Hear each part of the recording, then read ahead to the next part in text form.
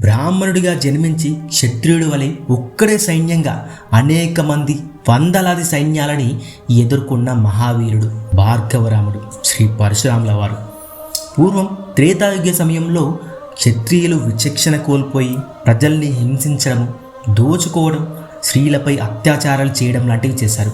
ఇక్కడ క్షత్రియులు అనేది ఒక వర్ణం మాత్రం. క్షత్రియులు, బ్రాహ్మణ్సు, వైశ్యాసు, శూద్రసు అనే 4 వర్ణాలు ఉండేవి. అయితే ఈ క్షత్రియులు చేసే ఆగడాలని భరించలేక భూమాత గోరూపంలో శ్రీ మహావిష్ణువు దగ్గరికి వెళ్ళి అడుగుతుంది, స్వామి దీనికి మీరే పరిష్కార మార్గం చూపించాలి అని. దానికి విష్ణుమూర్తి చెబుతూ, నేను భూమి మీద మానవ రూపంగా జన్మిస్తాను, అలా జన్మించి క్షత్రియులని సంహరిస్తాను అని చెప్తాడు. ఇక ఈ పరశురాముల వారి జన్మకి మరొక కారణం ఉంటుంది. పరశురాముడు తన గుడ్డలితో అనేక మంది క్షత్రియులని సంహరిస్తాడు. ఆ గుడ్డలి పరశురాముల వారి దగ్గరికి ఎలా వచ్చింది? పరశురామునికి తన తండ్రి చెప్పిన ఒక్క మాటతో తన తల్లిని నరికేశాడు. ఎందుకని? పరశురాముడు చిరంజీవిగా ఎలా అయ్యాడు? అసలు పరశురాముడి యొక్క జన్మ రహస్యం ఏంటి? లాంటి విషయాల్ని పూర్తిగా ఇంకాస్త డీటెయిల్గా తెలుసుకోవాలంటే ఈ వీడియోని చివరి వరకు చూడండి. ఇంతకుముందు చెప్పినట్టుగా పరశురాముడి జన్మకి మరొక కారణం ఉంది. అది ఏమిటంటే, హైహయ వంశానికి చెందిన ఒక క్షత్రియుడు మాహిష్మతి సామ్రాజ్యాన్ని పరిపాలిస్తున్న మహారాజు కార్తవీర్యార్జునుడు. ఇతడు దత్తాత్రేయునికి మహాభక్తుడు. దత్తాత్రేయ వరం మూలంగా ఇతడు 1000 చేతులను కలిగి అత్యంత బలవంతుడిగా ఉంటాడు. ఇతడు ఎంతటి శక్తివంతుడంటే తన బలంతో 10 తలల రావణాసురుణ్ణే ఓడించాడు. ఒకరోజు కార్తవీర్యార్జునుడు నర్మదా నది దగ్గర తన భార్యలతో స్నానం చేస్తున్నాడు. అదే సమయంలో రావణుడు తన పుష్పక విమానంలో అటువైపుగా వచ్చి తను కూడా నర్మదా నది కింది వైపుగా స్నానమాచరించి శివుడికి ప్రార్థన చేస్తున్నాడు. అయితే తన భార్యలకి కార్తవీర్యార్జునుడు తన బలం గురించి వారికి చూపించాలనుకుంటాడు. తన 1000 చేతులతో నదీ ప్రవాహాన్ని అమాంతంగా ఆపేస్తాడు. అది గమనించిన రావణుడు యుద్ధానికి దిగుతాడు. కార్తవీర్యుని చేతిలో చిత్తుగా ఓడిపోతాడు. ఈ రకంగా కార్తవీర్యార్జునికి తన బలాన్ని చూసుకొని తీవ్రమైన అహంకారాన్ని పెంచుకుంటాడు. ఇక నన్ను ఓడించేవారు ఎవరూ లేరు అన్నంతగా ఇతని అండ చూసుకొని క్షత్రియులు ప్రజల్ని హింసిస్తూ ఉంటారు. అయితే ఒకరోజు అగ్నిదేవుడు కార్తవీర్యార్జును దగ్గరికి వచ్చి, నాకు చాలా ఆకలిగా ఉంది, దేనైనా దహించి నాకు ఆకలి తీర్చుకోవాలని ఉంది అంటాడు. అప్పుడు కార్తవీర్యార్జునుడు, నీకు అభయం ఇస్తున్నాను అని చెప్పి ఒక అడవిని దహించడానికి అగ్నికి అనుమతిస్తాడు. దాంతో అగ్ని ఆ అడవిని దహిస్తూ ఉంటాడు. అయితే అక్కడే మైత్రావరుడి ఆశ్రమం ఉంటుంది. అగ్ని దహించడాన్ని గమనించిన మైత్రావరుడి యొక్క కుమారుడు అగ్నిని వెంటనే నీ దహనాన్ని ఆపివేయవలసిందిగా కోరుతాడు. అప్పుడు అగ్ని, నీవు చెబితే నేను ఎందుకు వినాలి? నా వెనుక 1000 చేతులు కలిగిన కార్తవీర్యార్జునుడు ఉన్నాడు, నువ్వు నన్ను ఏమి చేయలేవు అంటాడు. దానికి మైత్రావరుడి యొక్క కుమారుడు, దీనికి కారణం కార్తవీర్యార్జునుడా అని అతన్ని శపిస్తాడు. ఆ శ్రీ మహావిష్ణువు పరశురామ అవతారం ఎత్తి అతని 1000 చేతులని తన తలని నరికివేస్తాడు అని చెప్తాడు. ఇక్కడే పడుతుంది పరశురామ అవతారానికి బీజం. ఇక పరశురాముడు జన్మించడం. భృగు మహర్షి కుమారుడైన రుచీకుడు గాది మహారాజు యొక్క కుమార్తె అయినటువంటి సత్యవతిని ఇష్టపడతాడు. దానితో మహారాజు దగ్గరికి వెళ్ళి సత్యవతిని తనకిచ్చి వివాహం చేయవలసిందిగా రుచీకుడు గాది మహారాజుని కోరుతాడు. అప్పుడు మహారాజు ఆలోచనలో పడతాడు. రుచీకుడికి ఒక షరతు పెడతాడు.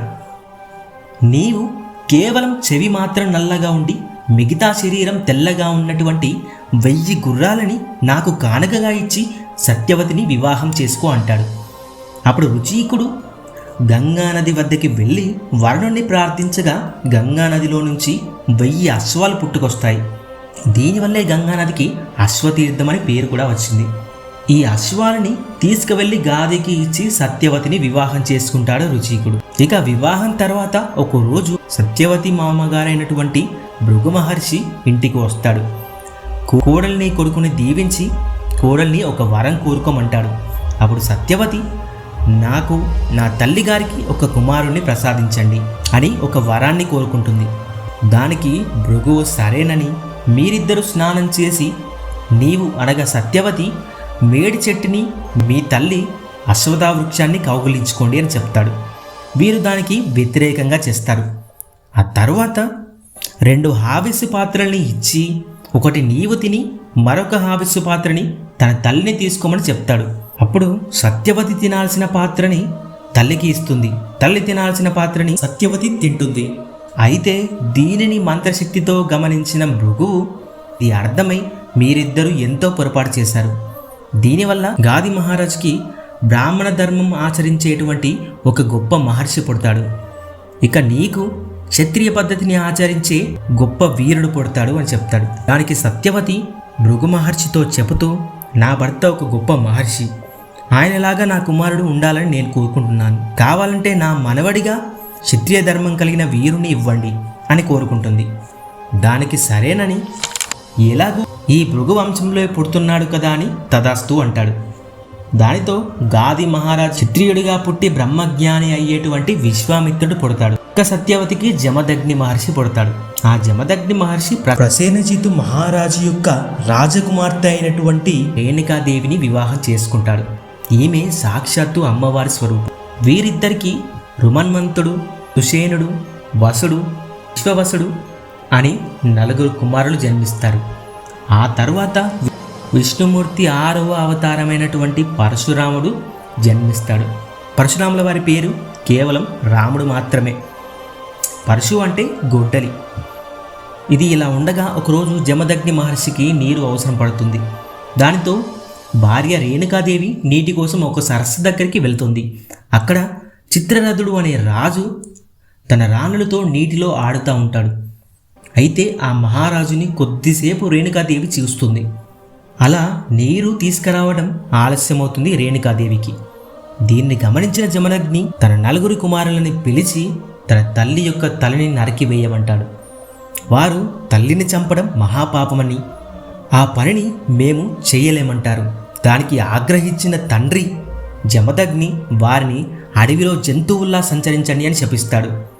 ఆ తరువాత 5వ కుమారుడైనటువంటి పరశురాముడిని పిలిచి గుడ్డలితో తన తల్లిని నరికివేయమంటాడు. అప్పుడు పరశురాముడు ఏ మాత్రం ఆలోచించకుండా తన తల్లి యొక్క తలని నరికివేస్తాడు. దానికి మహర్షి మెచ్చుకొని, కుమార, నా ఆజ్ఞని పాటించావు, నీవు ఏమైనా వరం కోరుకో అంటాడు. అప్పుడు పరశురాముడు తన తల్లిని బ్రతికించమని, ఆ తరువాత తన సోదరుని మామూలు మనుషుల్ని చేయవలసిందిగా కోరుతాడు. దానికి మహర్షి ఒప్పుకొని వారిని తిరిగి బ్రతికిస్తాడు. ఆ తర్వాత నన్ను చిరంజీవిని చేయమని కోరుతాడు. దానికి కూడా తదాస్తు అంటాడు. ఈ రకంగానే పరశురాముడు చిరంజీవి అయి త్రేతాయుగం నుంచి ఇప్పటి వరకు చిరంజీవిగానే ఉన్నాడు. ఇక పరశురాముడు శివుడి కోసం తపస్సు చేయగా తన యొక్క భక్తికి మెచ్చిన శివుడు ప్రత్యక్షమై దివ్యాస్త్రాల్ని, వాటితో పాటుగా శివుడి ఆయుధాల్లో ఒకటైనటువంటి గుడ్డల్ని పరశువుని రాముడికి ఇస్తాడు. ఈ ఆయుధం అత్యంత శక్తివంతమైనదిగాను తిరుగులేని విధంగా ఉంటుంది. దీనితో భూతల్లిపై ఉన్నటువంటి దుర్మార్గుల్ని, రాక్షసుల్ని అంతమొందించు అని శివుడు చెప్తాడు. ఇక ఆ తర్వాత ఒకరోజు మహిష్మతి రాజ్యాన్ని పాలించేటువంటి కార్తవీర్యార్జునుడు అడవిలో వేటకు వస్తాడు. అలా వేటకు వచ్చిన కార్తవీర్యుడు అలసిపోయి అక్కడే ఉన్నటువంటి జమదగ్ని ఆశ్రమానికి వస్తాడు. అప్పుడు జమదగ్ని మహర్షి ఆతిథ్యాన్ని స్వీకరించండి అని పంచభక్ష పరమాన్నాలతో కేవలం రాజుకే కాకుండా సైనికులకు కూడా వడ్డిస్తాడు. ఈ ఆర్భాటమంతా చూసి కార్తవీర్యార్జునుడు జమదగ్నితో ఇలా అంటాడు, మీరు కేవలం ఆశ్రమంలో నివసించేటువంటి మహర్షులు, ఇది మీకు ఎలా సాధ్యమవుతుంది అని అడుగుతాడు. అప్పుడు జమదగ్ని, మా దగ్గర కామధేను ఉన్నది, దానివల్లే ఇదంతా సాధ్యమవుతుంది అని చెప్తాడు. దానికి కార్తవీర్యార్జునుడు, ఇది మాలాంటి గొప్ప వీరుల వద్దే ఇలాంటిది ఉండాలి, ఈ దగ్గర కాదు అని బలవంతంగా ఆ కామధేనువుని లాక్కొని వెళ్తాడు. అడ్డొచ్చిన జమదగ్నిని తోసేసి వెళ్తాడు. ఈ విషయం పరశురాముని చెవిన పడుతుంది. వెంటనే ఆగ్రహంతో తన గుడ్డలి పట్టుకొని కార్తవీర్యార్జునుపై యుద్ధానికి వెళ్తాడు. ఇక మనకు తెలిసిందే కదా కార్తవీర్యార్జునుడు ఎంతటి బలవంతుడో. మరి అంతటి బలశాలిపైన యుద్ధం చేసి తన యొక్క 1000 చేతుల్ని, తన తలని నరికివేస్తాడు. తరువాత కామధేనువుని ఆశ్రమానికి తీసుకొని వెళ్తాడు. ఆ తర్వాత కొన్ని రోజులకి కార్తవీర్యుడి యొక్క కుమారులు జమదగ్ని ఆశ్రమానికి వచ్చి పరశురాముడు లేని సమయంలో జమదగ్ని యొక్క తలని నరికివేసి వెళ్తారు. దానితో రేణుకామాత 21 సార్లు గుండెలు బాదుకుంటూ పరశురామ రామ అని పిలుస్తుంది. అక్కడికి వచ్చిన పరశురాముడు ఏం జరిగిందో తెలుసుకొని రేణుకమాతతో చెబుతూ ఈ క్షత్రియుల యొక్క ఆగడాలు పెరిగిపోయాయి, నేను ఈ భూమి మీద ఉండేటువంటి క్షత్రియులందరినీ సంహరిస్తాను అని చెప్పి బయలుదేరతాడు. పరశురాముడు ఆగ్రహావేశంతో భూమి అంతా 21 సార్లు క్షత్రియులను సంహరిస్తూ తిరుగుతాడు. అతడు ఎంతటి విధ్వంసం సృష్టిస్తాడంటే వీరి యొక్క రక్తంతో శమంత పంచకం అనే 5 సరస్సులను నింపి దానిని పరశురాముడి యొక్క తల్లిదండ్రులకి తర్పణం అర్పిస్తాడు. ఈ క్షత్రియులలో కేవలం కొంతమంది మాత్రమే మిగులుతారు. వారు గోవుల మందులో దాక్కొని స్త్రీల ప్రదేశాలలో దాక్కొని బ్రతికిపోతారు. ఇక పరశురాముడు ఇలా అనుకుంటాడు, భూప్రపంచంలో ఉండేటువంటి క్షత్రియులందరినీ సంహరించాను కాబట్టి ఈ భూమిని పరిపాలించేవారు ఎవ్వరూ లేరు కనుక ఈ భూమి నాదే అని దీనిని ఎవరికైనా దానం ఇవ్వాలని చెప్పేసి సప్త ఋషులలో ఒక్కడైనటువంటి కశ్యపునికి దానం ఇస్తాడు. అలా దానం తీసుకున్న కశ్యపుడు తర్వాత ఆలోచిస్తాడు. పరశురాముడు ఆవేశపరుడు, ఎంతటి విద్వాంసాన్నైనా సృష్టించగలడు. తన శక్తి తెలుసుకొని పరశురామునితో చెబుతూ నీవు భూమిని అంతటినీ నాకు ఇచ్చేశావు కాబట్టి నీకు చోటు లేదు కనుక భూమిని వదిలిపెట్టి వెళ్ళు అంటాడు. దానికి పరశురాముడు ఎటు వెళ్ళాలో చెప్పండి అనగానే దక్షిణ దిశగా వెళ్ళు అంటాడు. అలా పరశురాముడు దక్షిణ దిశగా వెళ్తుండగా సముద్రం వస్తుంది. అప్పుడు పరశురాముడు సముద్రునితో చెబుతూ నేను భూమి అంతటిని కశ్యపునికి ఇచ్చేశాను కనుక నాకు చోటు లేదు, నీవు కాస్త వెనక్కి వెళ్ళి నాకు చోటుని కల్పించు అంటాడు.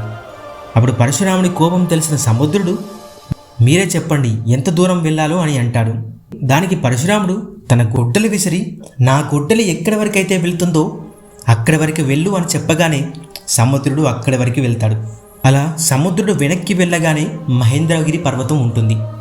పరశురాముడు అక్కడే కూర్చుండిపోతాడు. పరశురాముడిలో శాంతి నెలకొంటుంది.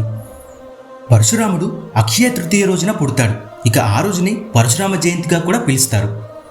ఇక పరశురాముడి దగ్గర ద్రోణుడు, భీష్ముడు, కర్ణుడు వంటి వారు విద్యల్ని నేర్చుకున్నారు. అంతేకాదు కలియుగాంతంలో రాబోయే కల్కికి కూడా పరశురాముల వారే శిక్షణ ఇవ్వనున్నారు. సో ఇది ఫ్రెండ్స్ మన వీడియో. ఈ వీడియో కనుక మీకు నచ్చినట్లయితే ఒక లైక్ ఇవ్వండి. ఈ స్టోరీ మీద మీ అభిప్రాయాన్ని కామెంట్ రూపంలో తెలపండి. మీ యొక్క విలువైన లైక్ నన్ను ఎంకరేజ్ చేసినట్టు అవుతుంది. మరిన్ని ఇంట్రెస్టింగ్ వీడియోస్ కోసం మన ఛానల్ని సబ్స్క్రైబ్ చేసుకోండి.